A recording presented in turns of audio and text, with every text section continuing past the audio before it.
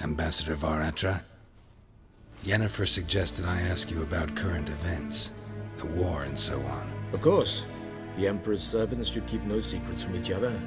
If you will, let us approach the map.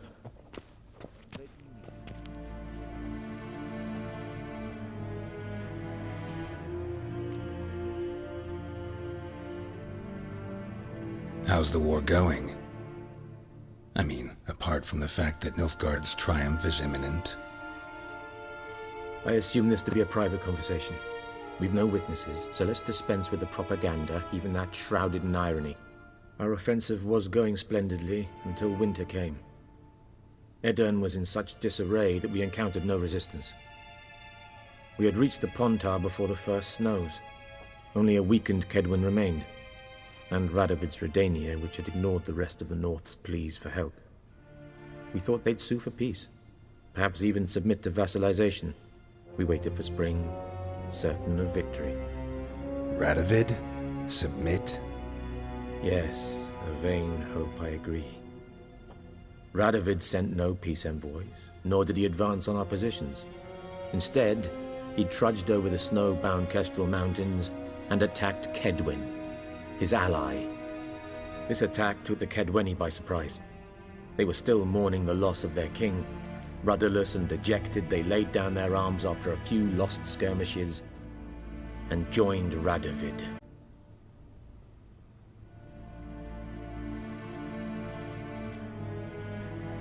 What about Kovir?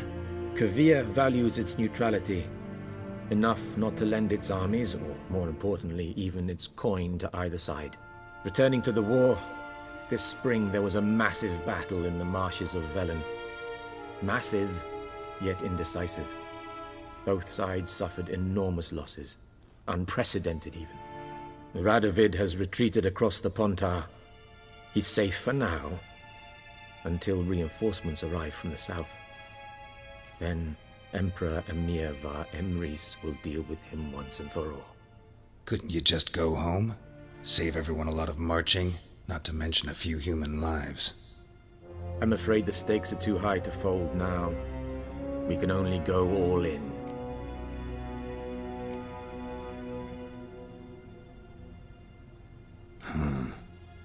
How do things look in Velen?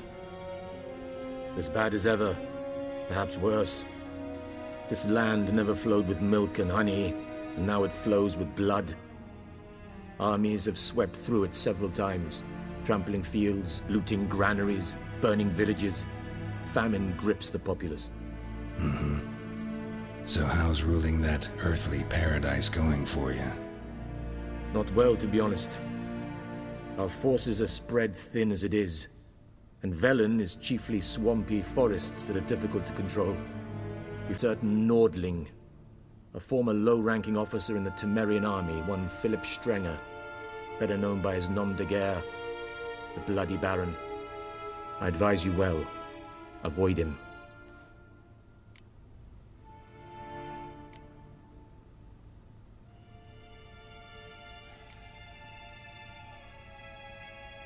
Any news from Novigrad? Is the Free City still free? Yes, although everyone knows this won't last.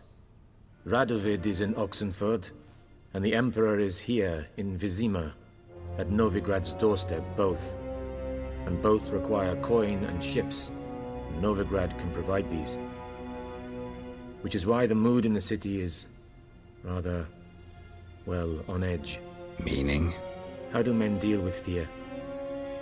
They seek reassurance and scapegoats. The Church of the Eternal Fire understands this perfectly, and so it promises to improve the lives of its flock by pointing out the guilty. Who started the war? Who profits from it? Why, it's obvious. Mages, elves, dwarves, in a word, any and all deviants. I've been stationed in Novigrad for 13 years. First as a consul, then as ambassador. I've seen a great deal. Cruelty, cynicism, greed. But what is happening there now concerns me greatly. What's new in Skellige? Nothing. The islanders pride themselves as did. And like their forefathers, they quarrel with each other. Pillage. occasionally attack our transports. This is cumbersome, but nothing more. Skellige has always been a footnote to history, and so it shall remain. Sound awfully confident. What if King Bran manages to unite the Jarls?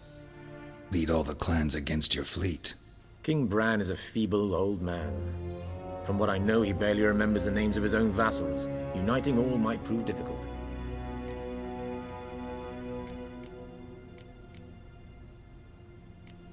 Thanks for your help. Think nothing of it. May the great sun light your path.